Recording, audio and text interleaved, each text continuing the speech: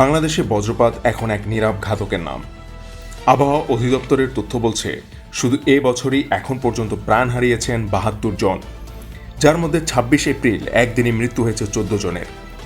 এদের বড় একটি অংশ ছিলেন খোলা মাঠে কর্মরত কৃষক।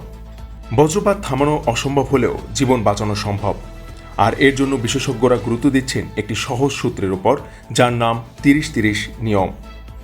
কি এই নিয়ম? চলুন জেনে নিই এর সহজ দুটি ধাপ। প্রথম ধাপ, আকাশে বিজলি চমকাতে দেখার পর সেকেন্ড গোনা শুরু করুন।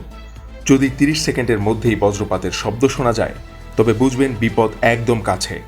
দেরি না করে দ্রুত নিরাপদ আশ্রয়ে বা পাকা কোনো দালানের নিচে চলে যান।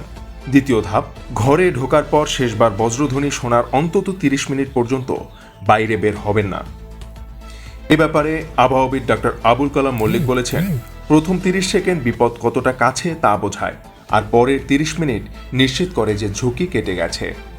২০১৬ সালে বজ্রপাতকে জাতীয় দুর্যোগ ঘোষণা করেছে সরকার। শুধু সচেতনতা আর সঠিক সময়ের সঠিক সিদ্ধান্তই পারে এই মৃত্যু মিছিল থামাতে। আর সচেতনতাই আপনার সুরক্ষা।